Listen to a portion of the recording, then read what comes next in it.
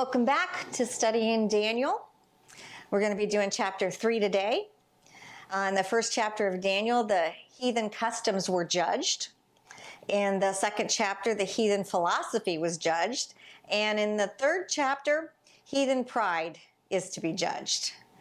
And so let's jump right in at that and learn more and more about Nebuchadnezzar and about the things that are in store for him.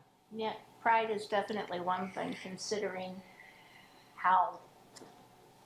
what was done in order for the three guys, Shadrach, Meshach, and Abednego, to get in trouble. Definitely. Yeah. So we're going to start with chapter 3, verse 1. 1 to 2. Yeah. Okay. King Nebuchadnezzar made an image of gold, 60 cubits high and 6 cubits wide. That's about 90 feet tall, 9 feet wide. Cubit's about 18 inches, so yeah. And so I kind of figured it was kind of along the same lines as the Brazilian, I think it's in Brazil, the big Jesus sculpture that they have on top of the mountain. I don't know how tall that is, but I yeah. don't either, but big. it has the same effect. And you can see that one from everywhere. Just like this one, it was, well, you'll read that it's on the plain of Dura, and that was very flat land, so anybody anywhere could see this. Yep, it was set up on the plain of Dura. He then summoned the astraps, prefects, governors, advisors, treasurers, judges, magistrates, and all other provincial officials to come to the dedication of the image he had set up. So he called anybody who was high and prominent. Anybody that had helped him govern the land, basically, is what I got from here. And remember now, too, this is a guy who comes from worshiping idols. Yep. So idols are what his religious experience has been all about. So here he's created this idol. Huge one. Of himself. It's the biggest of all idols that I think I've ever heard of. So the satraps, prefects, governors, advisors, treasurers, judges, magistrates, and all the other provincial officials assembled for the dedication of the image that King Nebuchadnezzar had set up, and they stood before it. And they're probably sitting there going, okay, what are we going to have to do now? Probably just one more god we've got to, add to our long list of idols. Then the herald loudly proclaimed, nations and peoples of every language, this is what you are commanded to do. As soon as you hear the sound of the horn, flute, zither, lyre, harp, pipe, and all kinds of music, you must fall down and worship the image of gold that King Nebuchadnezzar has set up. Whoever does not fall down and worship will immediately be thrown into a blazing furnace. Now, we're not talking a regular furnace, like something you would stoke a furnace for, a train. Like a big thing that's open front. Yeah, kind of like make bricks, big industrial. Very, very large. Something I believe this king used often. Oh, I'm sure. He seemed to like to burn things. And destroy things up in the pieces. Now, you notice, and we'll notice in this, on this day of dedication, Daniel was not present for this. No, he was still back in... or he was out doing his job. Yeah, he was out somewhere his position in the courts, being as high up as he was away within the area doing something. So he wasn't there. No, which is, kind of interesting. Therefore, as soon as they heard the sound of the horn, flute, zither, lyre, harp, and all kinds of music, all the nations and peoples of every language fell down and worshipped the image that King Nebuchadnezzar had set up. Now, I wonder if the big gold statue, I wonder if it looked like Nebuchadnezzar, because he was pretty prideful. Pretty stuck on himself, yeah. Most of the theologians think that was an image of himself, and in all gold, not just in the dream from chapter. Yeah, that's the other chapter. That was just the head. That idea. Right. I bet he got the idea. So he's trying to do his own thing there too, and So he's wanting everybody to fall down and worship. Basically, it's almost like if it looked like him, they wanted them to worship him. Right. Which is a bad thing. Right.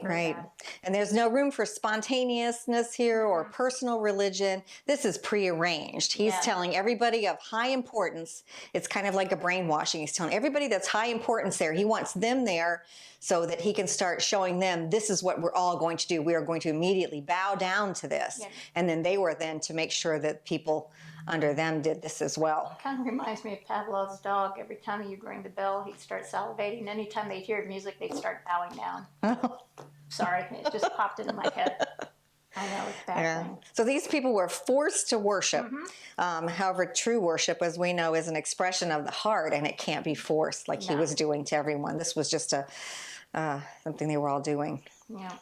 So now we are at 8, verse 8. Okay. Okay. At this time, some astrologers came forward and denounced the Jews. There's always a party pooper in there some way, a tattletale. They said to King Nebuchadnezzar, "May the king live forever." I'm sure that's so that they don't get cut to pieces and their houses get torn to rubble. Buttering him up. They Yeah. seem to all start their little talks with him that way. Yeah. Your Majesty has issued a decree that everyone who hears the sound of the horn, flute, lyre, harp, pipe, and all kinds of music must fall down and worship the image of gold.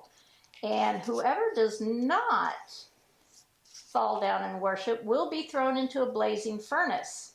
Okay, now they're reminding him that he had put a decree in that if you didn't do what he said, you're going to get thrown in the fire. They're reminding him of that. How convenient. Right.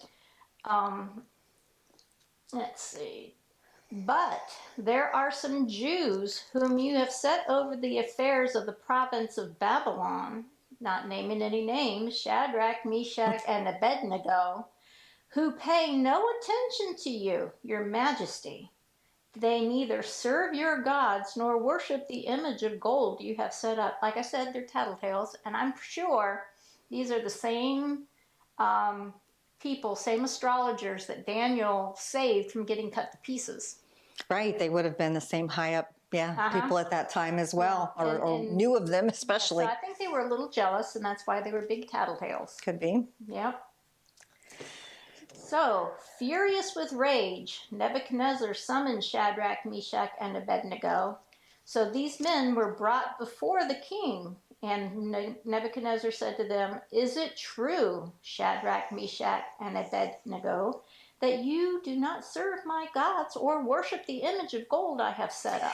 We can not only was Daniel not there, there were no other Jews there They just- than Shadrach, Meshach, and Abednego. They were singled out. Right. So the others were not even there, and I think they always kind of kept them, like you said, aside from them. Yeah, and I think that's, and like I said, I'm pretty sure that they knew that Daniel, Shadrach, and Meshach, and Abednego were the group to watch because Right. they were there to help when Nebuchadnezzar had his dream. And they were trying to make it out, these others, that they were being disloyal to the king Yeah, because but they they wouldn't, but they weren't. Their refusal to worship the image was not an act of disloyalty. It was just a refusal, personally to not worship that and a recognition of the higher power, which was, was God. Yeah. And in his rage and fury of Nebuchadnezzar, it talks about his rage and fury. We've already talked about his personality problem, so much pride, so much I about me. And here he suffered from hysteria and sort of a manic depressive psychosis as well. He'd be hot and angry and the next laughing his head off. There are mentions of this throughout how he is emotionally unstable at times. Yeah, which is kind of scary. It is to have somebody, that was the largest, You never know. that's the largest area, city government, whatever that there was on earth at the time. Yep. And he was in charge, and somebody who wasn't completely in charge of If himself. he's having a bad day, everybody's having a bad day. I'm just saying. Must be why he liked to, what was he doing? Cutting everybody Taking up pieces and and making burning them the ashes. Burning. That and making their homes into rubble. Yes, Yeah. yes. All right. Well, now that he's done that, he says, now he's given them a way out. Now, when you hear the sound of the horn, flute, zither, lyre, harp, pipe, and all kinds of music, if you are ready to fall down and worship the image I made, very good. But if you do not worship it, you will be thrown immediately into a blazing furnace. Then what God will be able to rescue you from my hand? That So sounds here- like a dare. And he's actually given them another chance. Yeah, but at the end, And daring in that, what God's going to rescue you. But they had this one other chance. He figured if he tosses them this, surely they'll, come to their senses, as Nebuchadnezzar probably was thinking, because nobody would want to be thrown into the fiery furnace. But they knew. but imagine though they're sitting there thinking, you know, we know God knows our heart, so maybe if we just fall down and not really worship or whatever. I mean, there could be lots of different things that they can be thinking. Compromise. Yeah, but then once you've let that little chink of compromise Right. get in, it has a way of growing in like a little termite in a house. We have to be It'll- so careful in our day too to make sure those little compromises, you know, it's okay to listen to this music because I like it, or it's not really that bad, or just cheat a little bit on this because, well, it's just a little thing, or, you know, Once there's won't so matter. many, or get by with a little bit of a financial gain that you didn't really deserve. It's not that one instance might matter that much, but it's the fact that you've compromised, and a compromise this big is a compromise huge to God. They're all the same size. Every sin is the same size to Him. And I think that's, you know, when, you know, while they were sitting there, I mean, let's face it, they're only human, so they're probably sitting there going through their brains, going, you know, let's see how we can get out of this. And then I like their answer, which is the appropriate answer. Right. Shadrach, Meshach, and Abednego replied, King Nebuchadnezzar, we do not need to defend ourselves before you in this manner. If we are thrown into the blazing furnace, the God we serve is able to deliver us from it, and he will deliver us from your majesty's hand. But, and he's letting them know that it doesn't matter what happens. Even if he does not, we want you to know, your majesty, that we will not serve your gods or worship the image of gold you have set up. So he's telling them, we believe so much in our God that even if he decides that we're not to be delivered from your hand and we're going to burn, that's okay with us, because we know he has everything under control. I know that's a big thing. I don't know if I could do that. It's a huge thing, and we've got to remember again too. These are very, very young adults or older teenagers at this time. We're thinking Still, about maybe early 20s, early who've to been- mid 20s at the very most. they've been coming out on top for God this whole time when they've been trying to be. Everybody's trying to brainwash them through the Chaldeans there, and but the Hebrew children were being true to God. And it took a great deal of courage for them to take that position. And you notice, even as they speak to God, they speak to Nebuchadnezzar, speaking of God, they do it in a different way. When they talk to Nebuchadnezzar, you know, they're careful not to say, "Oh, King, live forever." Instead, they started out completely different. Yeah, they always say, Your Majesty, our God will, or our, you know, they you know, we, you know, praise our God. They give all the glory and all the credit to God and not to the king. Right, in the same way that we're supposed to do is give our authority and respect the authorities above us, but God is the one that we're to worship, and everything should be filtered through what He has given us as His laws to do. So, and it's Exodus 20:3-6 that tells us, you know, not to worship any other gods, no idols, no graven images. So they stuck to what they had been taught and what God wants us to do. Definitely, God said that He is a jealous God and doesn't want any other before Him. So, Yep. and they were holding true to that. Then Nebuchadnezzar was furious with Shadrach, Meshach, and Abednego, and his attitude toward them changed. So here's the flipping the switch. You know, he was like giving them a chance. Now it's like, okay, you've had it. I don't care. Yep. He was so mad. He ordered the furnace heated 7 times hotter than usual and commanded some of the strongest soldiers in his army to tie up Shadrach, Meshach, and Abednego and throw them into the blazing furnace. It reminds me sometimes of people that will get so angry or let their emotions drive them so much that they'll make really foolish, stupid decisions Or without do thinking them stupid through. actions, Right. yeah. And that's what he's done here. He's done something, I mean, a burning fire is a burning fire. No matter and what you do, you'll see that this causes him even more trouble by how he handled it. Yeah. So, these men, wearing their robes, trousers, turbans, and other clothes, were bound and thrown into the blazing furnace. The king's command was so urgent and the furnace was so hot that the flames of fire killed the soldiers who took up Shadrach, Meshach, and Abednego, and as these 3 men firmly tied, they fell into the blazing fire. So I take this, you know, can you imagine? They're getting up. First off, the first miracle is the soldiers died from the heat itself, but Shadrach, Meshach, and Abednego were still alive. Right. and they fell or went into the fire. I choose to believe that they went ahead in. Yeah. They just went in to prove their point. Mm-hmm. And if the fire was that hot that it killed the king's servants, the soldiers, that's the first miracle right there, that God was protecting them. At least that's how I feel. Right, because it was that Yeah. hot, and Then King Nebuchadnezzar leapt to his feet in amazement and asked his advisors, "Weren't there 3 men that were tied up and thrown into the fire?" They replied, "Certainly, your majesty."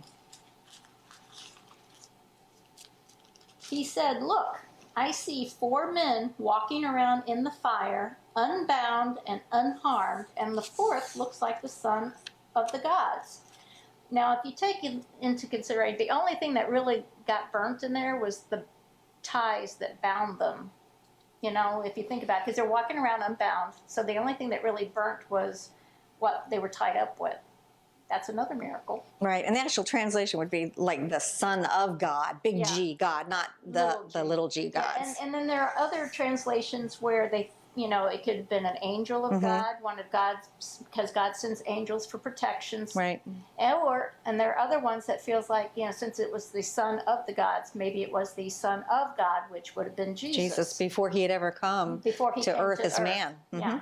So, either way, God sent somebody to protect them. And they're just walking around. Can you imagine the conversation in there? Wow.